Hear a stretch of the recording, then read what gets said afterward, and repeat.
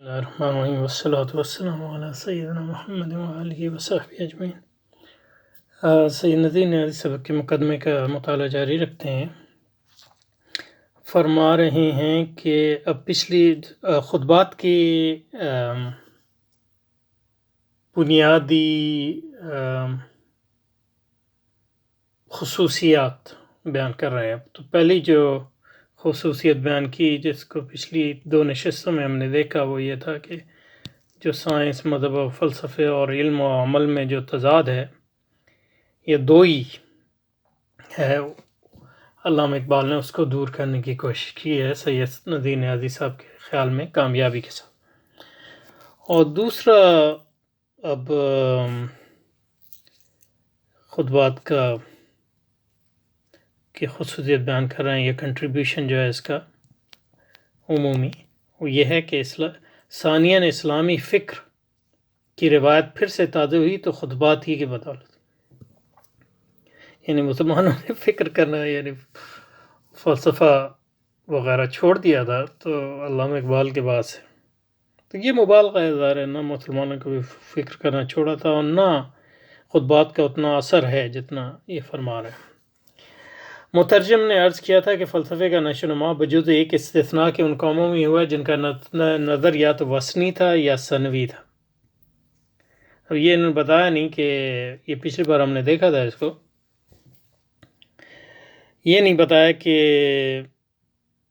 وہ کون ہے، ایک بجز ایک استثناء کی کون سی وہ استثناء ہے۔ اور باقی یہ کہ اب دیکھیں نا ثانوی، اس پہ تھوڑی بات کرتے ہیں۔ تو کہہ رہے ہیں فلسفے کا آغاز جو ہے بجز ایک استثناء کے، اس کا کوئی حوالہ نہیں دیا وہ استثناء کون سا ہے اور یہ کہاں سے انہوں نے لیا ہے۔ اب اگر یہ مان لیں کہ یونانیوں کے یہاں فلسفے کا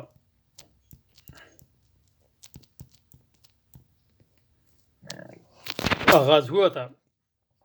تو یونانی وثنی تو تھے، اس میں کوئی شک نہیں، یعنی بت پرست تھے، لیکن بت پرستی کے ساتھ ساتھ جو ہے وہ بت پرستی کس قسم کی تھی یہ ہمیں اتنا بت پرست تھے، لیکن اس کا ان کے فلسفے سے کیا تعلق ہے ہمیں یہ بتایا نہیں ہے نیازی صاحب نے، یعنی ان کی وثنیت کا فلسفے سے کیا تعلق ہے۔ اور دوسری بات یہ کہ ہر قوم میں پیغمبر آئے ہیں تو اس کا مطلب ہے ہر قوم میں وحدانیت کی بھی ایک توحید کی بھی ایک روایت ہمیشہ سے موجود رہتی ہے، اور جیسے کہ مسلمان علماء نے کہا ہے، جیسے شیخ الاسلام ابن تیمیہ نے فار ایگزامپل مثلا جو یونانی فلسفی ہیں ان میں وہ فرماتے ہیں کہ کچھ ایسے ہیں جو ان کی تعلیم جو ہے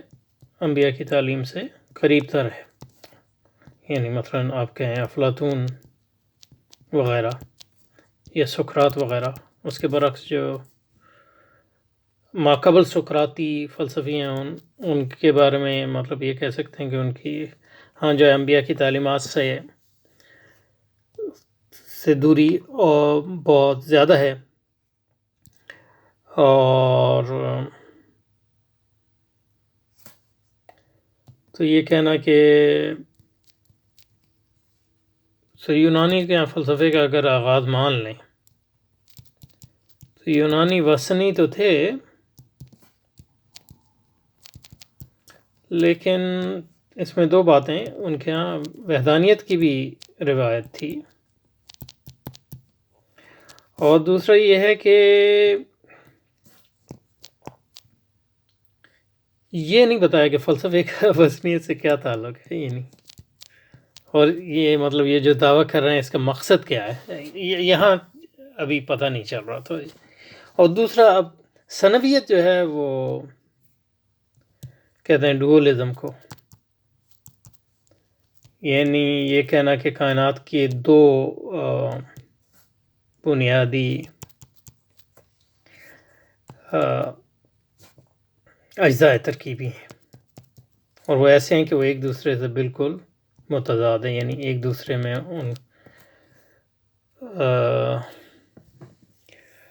کہ ایک دوسرے میں وہ ضم نہیں ہو سکتے یا تحلیل نہیں ہو سکتے یا تبدیل نہیں ہو سکتے. مطلب مادہ اور روح کو بالکل متضاد سمجھنا فار ایگزامپل، تو یہ ایک ثنویت کی قسم ہے. لیکن یہ کہ یہ کہنا کہ یونانی وثنی تھے یہ بڑا مشکل ہے. یعنی یہ ہے کہ یونانیوں میں وثنیت تھی، ثنویت تھی، لیکن یہ کہ مونزم یعنی وحدیت اور وحدتی فلسفے جو ہیں وہ کافی یعنی ماقبل سقراطی تو سارے وحدتی تھے،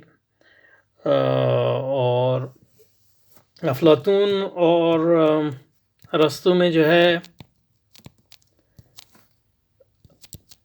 ثنویت ہے، لیکن وہ ثنویت ایسی نہیں ہے جو مطلب یہ ہے کہ ناقابل رفع ہے، یعنی جس کو ٹرانسلینڈ نہ کر سکیں، کیونکہ افلاطون کے ہاں جو ایک عالم حقیقی ہے، اور جو عالم ہمارا عالم ہے وہ اس عالم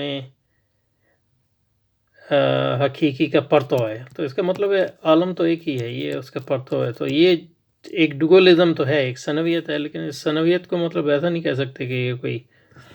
ناقابل تغیر ثنویت ہے. اور دوسرا مطلب یہ ہے کہ ارسطو کے یہاں بھی ثنویت ہے، لیکن یعنی مطلب یہ اس کے بنیادی تصورات میں مادہ ہے، اور دوسری چیز وہ کہتا ہے فارم، وہ ہے.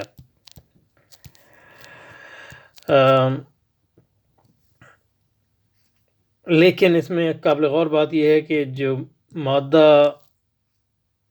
فارم کے بغیر یا فارم مادے کے بغیر جو ہے یہ ایک تجریدیت ہے بنیادی طور پہ اس کے یہاں،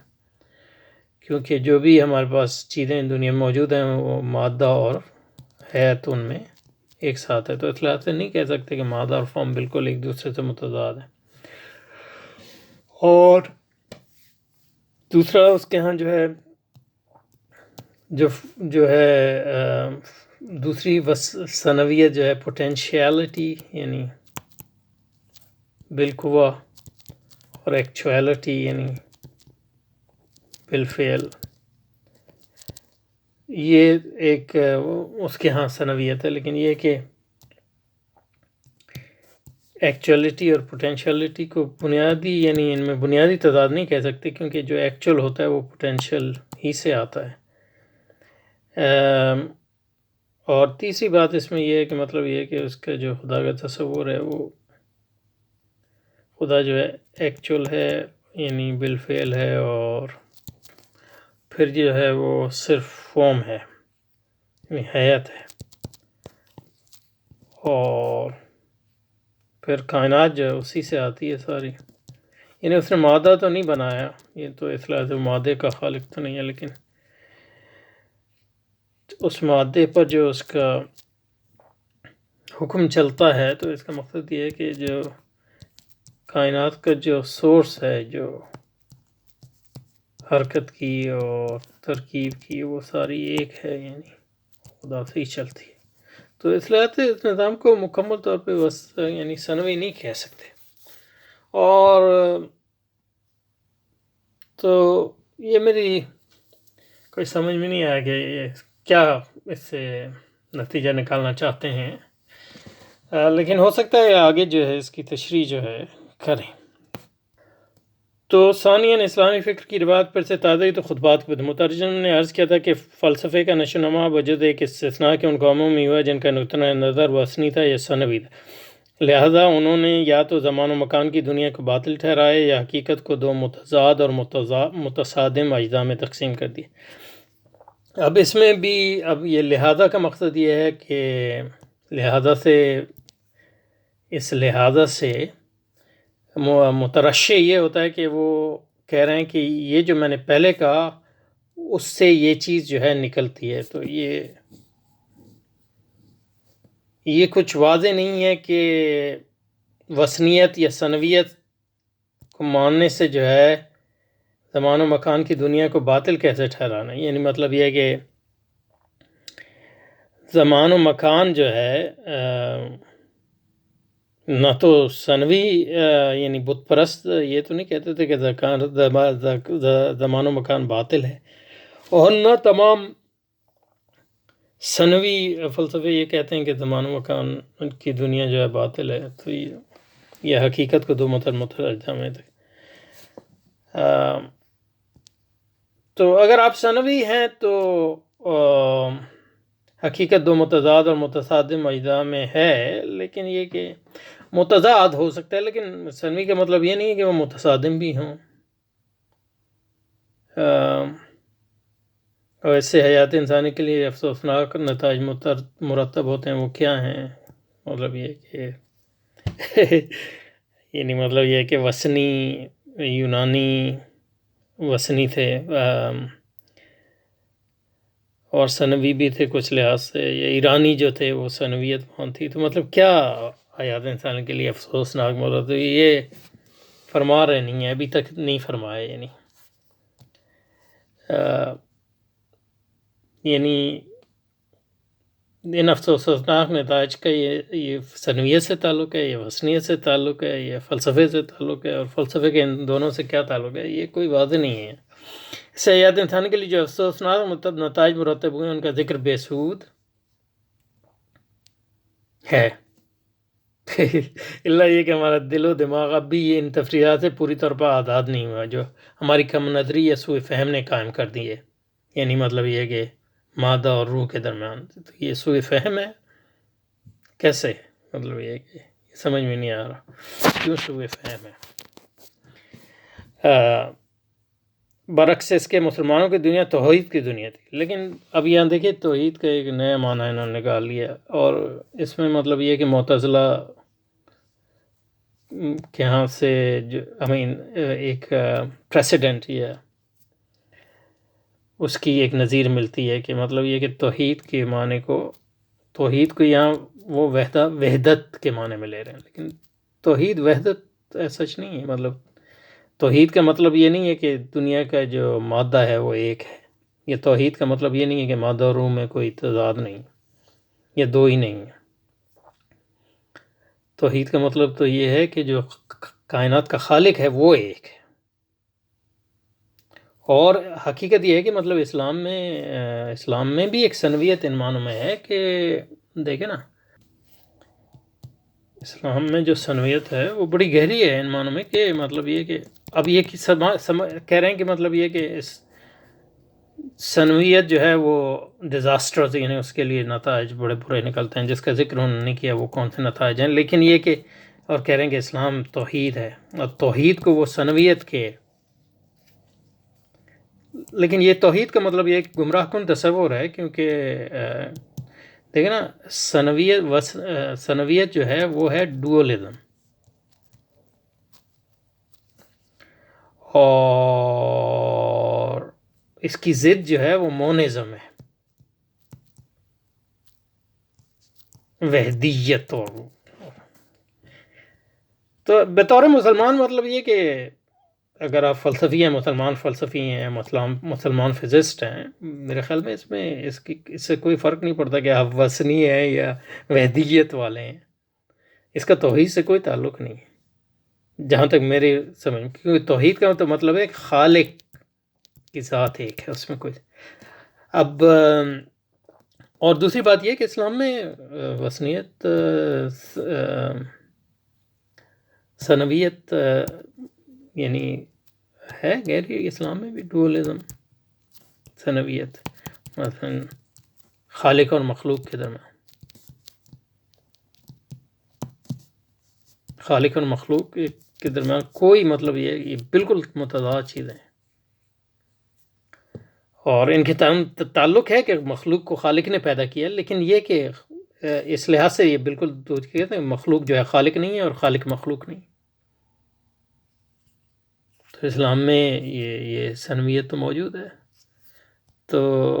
یہ جو کہہ رہے ہیں کہ اسلام میں توحید ہے، اور کہہ رہے ہیں توحید اور معنی اس کے لے رہے ہیں وحدیت، تو توحید اور وحدیت میں کوئی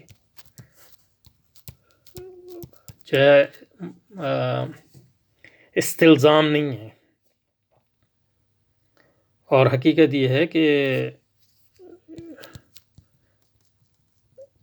بنیادی طور پہ بطور مسلمان کی توحید کا جو ایک نتیجہ ہے وہ آپ مونس نہیں ہو سکتے۔ مونس کا مطلب یہ ہے کہ اللہ نے کائنات میں جو بنیادی دوئی ہے وہ خالق اور مخلوق کی دوئی ہے، اور اس کے بعد آپ کہہ سکتے ہیں کہ پھر مخلوق میں ایک لحاظ سے جو ہے وحدت اور کثرت کا امتزاج اس طرح پیدا ہوتا ہے کہ وحدت، کثرت تو یہ ہے کہ اللہ خدا جو ہے مختلف چیزیں پیدا کر سکتا ہے، بالکل مختلف، لیکن پھر یہ ہے کہ کیونکہ وہ ان چیزوں کا تعلق خدا سے ہے بطور مخلوق کے، تو وہ ایک وحدت بھی ہے وہ، لیکن یہ وحدت کا مختلف تصور ہے۔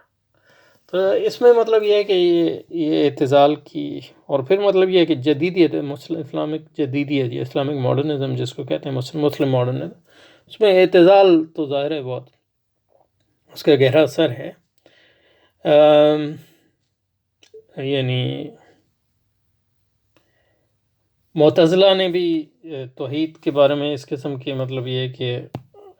جو ان کے خاص طور پہ جو معتزلہ کے جو گمراہ یعنی مکتب فکر ہیں، مطلب انہوں نے کہا توحید کا مطلب یہ ہے کہ خدا کی ذات اور صفات میں جو ہے فرق نہیں ہونا چاہیے، حالانکہ اس کا مطلب یہ ہے کہ توحید کے ذات اور صفات میں، خدا کی ذات اور صفات میں، یہ توحید کے کیسے منافی ہو سکتا ہے؟ لیکن یہ انہوں نے مطلب یہ کہ آپ اگر ذات اور صفات میں فرق کریں گے تو یہ توحید کا اپنا ایک انہوں نے گھڑا، اور پھر جو ہے اس کو قرآن سے ثابت کیا اور اس کا دفاع کرنے کی کوشش کی، اور پھر جو ان کا مخالف تھا اس کو پرسیکیوٹ کیا، کیونکہ ان کے خیال میں وہ مشرک تھے۔ تو یہ رسول پاک جو توحید کا تصور لیا، یعنی مطلب یہ کہنا کہ مثلا میں جو ہوں، میں ایک شخص ہوں، لیکن مطلب یہ کہ ایک میری ذات ہے، ایک میری صفات ہیں، اور پھر اسی طرح جو ہے یہ ہماری سمجھ ہے، مطلب ہماری سمجھ اس طرح ہم سمجھتے ہیں، تو اس سے توحید میں کیا فرق آتا ہے؟ اب میری جو ہے مختلف صفات ہیں، اس کا مطلب یہ نہیں ہے کہ میں 4 اور 5 ہوں، نہیں، میری ذات جو ہے میری صفات کو جو ہے یعنی فاؤنڈیشن فراہم کرتی ہے۔ تو اسی طرح مطلب یہ کہ بغیر کسی تشبیہ کے اللہ تعالیٰ کی ذات و صفات میں جو فرق ہم کرتے ہیں اس سے توحید میں کوئی فرق نہیں آتا۔ اسی طرح مطلب یہ کہ ثنوی ہونا، وثنی تو نہیں، ثنوی ہونے سے خدا کی توحید کا کوئی تعلق نہیں۔ انفیکٹ آپ کو توحید کو اگر مانیں گے، یعنی خدا کی خلاقیت کو مانیں گے، تو پھر آپ کو کسی لحاظ سے تو ثنوی ہونا پڑے گا، کیونکہ خالق اور مخلوق تو بالکل جو ہے متضاد چیزیں ہیں، تو اس تضاد کو آپ کو ماننا پڑے گا۔ تو اس لیے یہ مطلب جو بات کر رہے ہیں اس کا صحیح نہیں، درست بالکل نہیں لگتی۔ اچھا، تو مسلمانوں کی